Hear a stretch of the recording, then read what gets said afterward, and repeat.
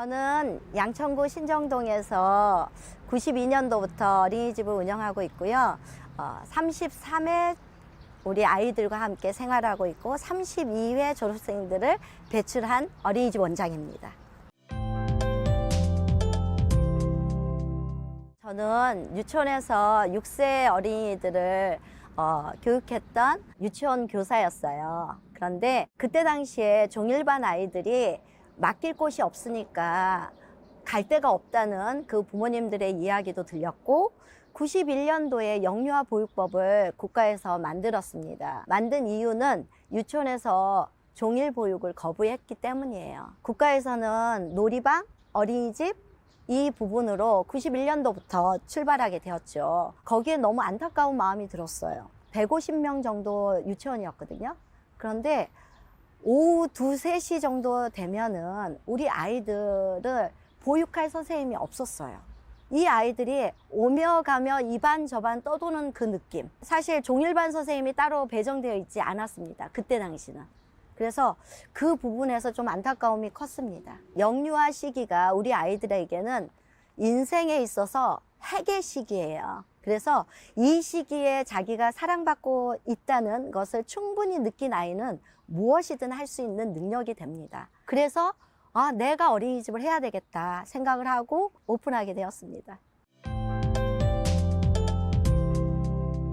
한 친구가 찾아온 거예요. 어른이. 그래서 누구세요? 했는데 원장님 저예요 하는데 너무 감격인 거야. 13년 전에 졸업시켰던 아이가 총신대 유아교육과를 갔다고 찾아온 거예요. 그 옛날 졸업할 때 우리 함께 이렇게 어깨동무하면서 찍었던 그 사진을 보여주는 거예요. 정말 감격이었어요.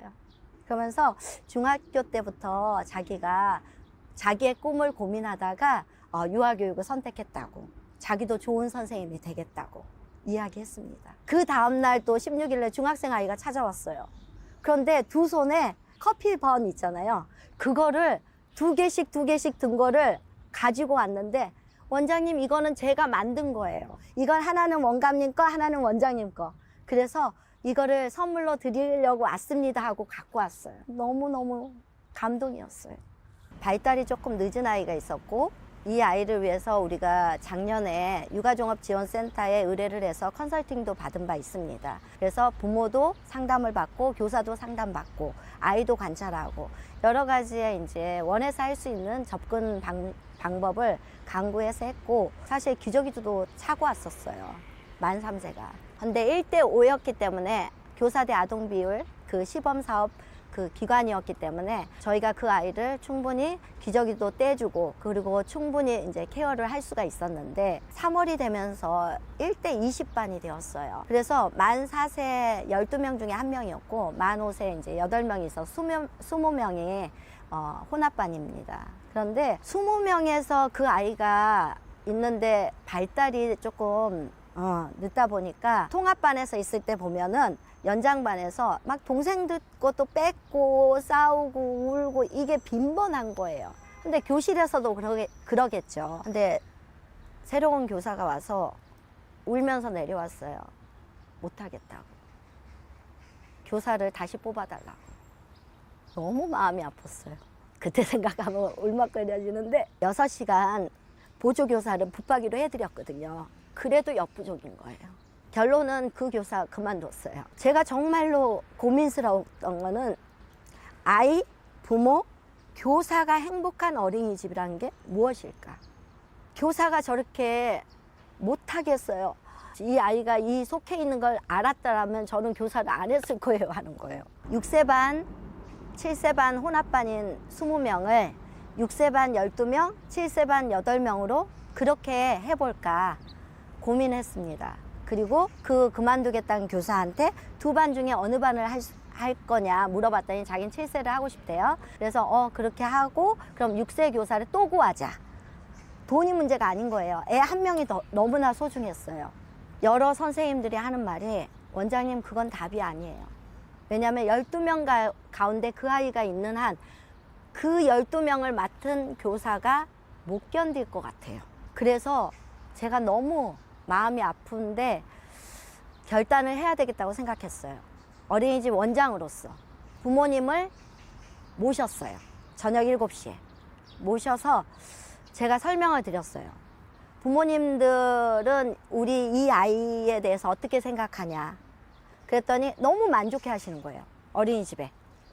얘가 2계단밖에 못 갔던 애가 지금은 높은 곳도 올라가요. 그리고 얘가 말을 못했던 애가 4-5 단어 연결하더니 이제는 10단어도 연결해요. 저는 너무 감사해요. 너무 좋아요. 이렇게 얘기하는 그 부모님 앞에서 제가 말씀드렸어요. 사실 작년에는 1대5여서 저희가 선생님이 충분히 얘 기저귀도 떼주고 얘에 대해서 계속 설명해주고 다툼이 있을 때마다 그 부분을 케어를 해주고 이 부분을 정말 최선을 다해서 했는데 1대20으로 온 이상 제가 6시간 보조교사를 붙여줘도 사실 조금 역부족이에요. 그래서 혹시 발달 검사를 받아보셨을까요? 했더니 안 받아봤다는 거예요. 그러면은 발달 검사를 한번 받아보시면 어떨까요? 거기서 혹여 그 의사가 얘는 차이가 많이 나니 특수보육이 필요합니다 라고 하면 그에 따라서 진행을 하면 여기서 좋아졌던 것보다 훨씬 더 좋아질 거예요 라고 설명을 드렸어요. 그랬더니 부모님 많이 화나셔서 일단 바로 퇴소하시겠다고, 결론은 우리 아이 안 보겠다는 소리 아니냐고 말씀을 하셨어요. 그게 가장 좀 마음이 아프고 원장으로서 책무이기 때문에 아이, 부모, 교사 행복한 어린이집 만들기 위해서 제가 처리해야 될 어떤 상황이었기 때문에 하긴 했지만 가장 아파요.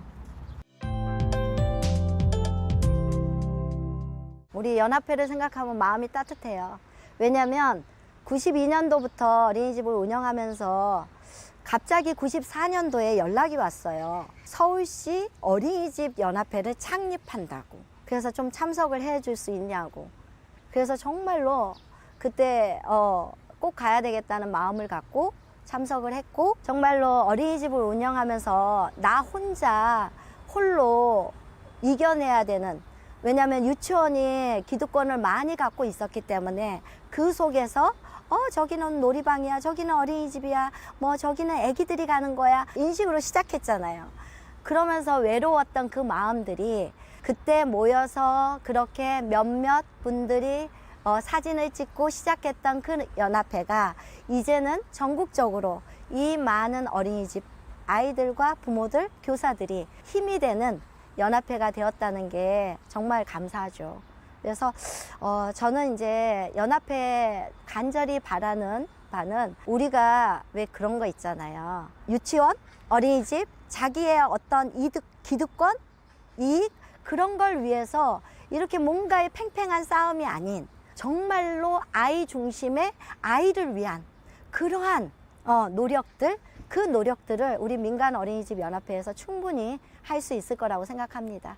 그래서 기대해 봅니다.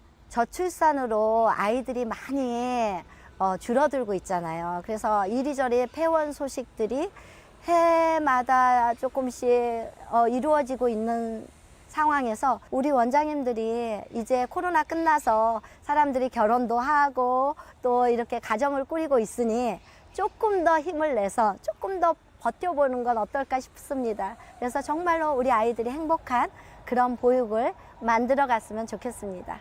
사랑하고 감사합니다. 축복합니다.